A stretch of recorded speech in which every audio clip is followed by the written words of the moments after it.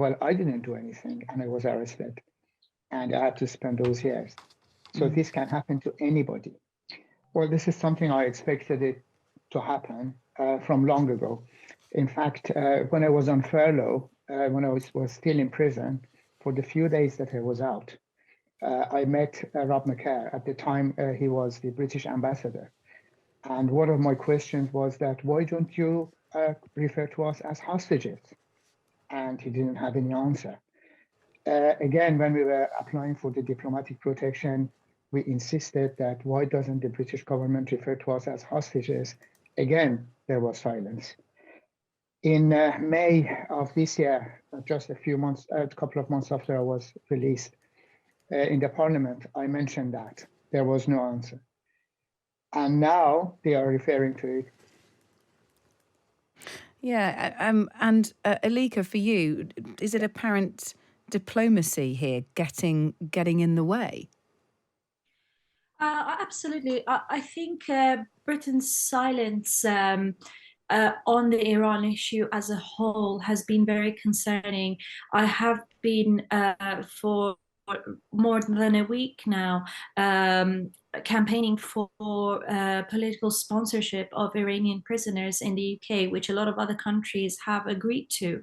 And we have not had a single response. And I believe that the Prime Minister has only ever once referred to these protests taking place at all.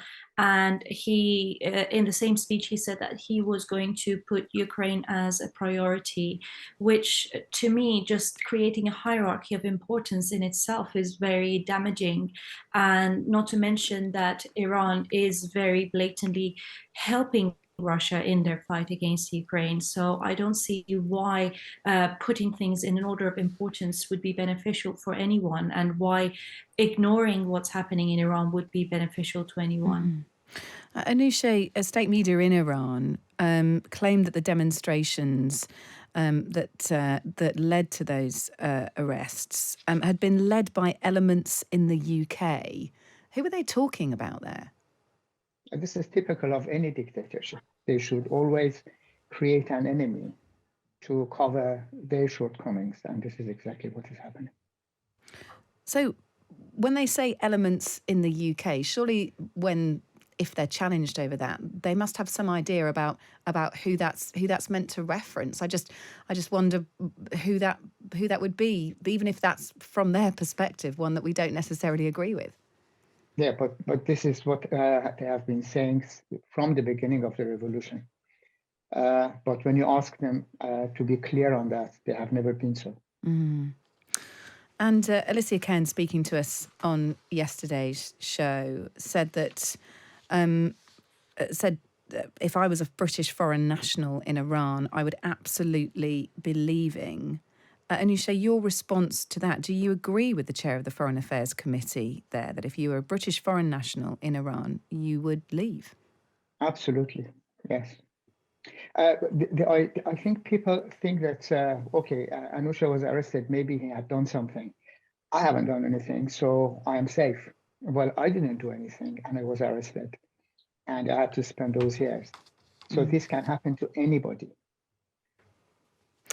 Alika, I wonder if people in the UK who are protesting against the Iranian regime, whether they're in any danger. Of course they are. We are all in danger.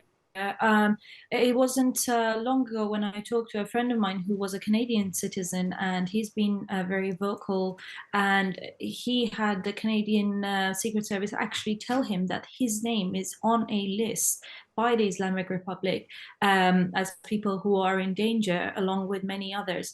And if you see the protests that are happening in Trafalgar Square or in front of the embassy, a lot of the Iranians who need to go back to Iran for work and want to protest, they wear sunglasses, they wear masks. So it's a very real threat. And every time we speak up, any of us speak up, we do risk that. But of course, it pales in comparison to the risks that are being taken by the people within Iran. So I don't think there is a choice there, really.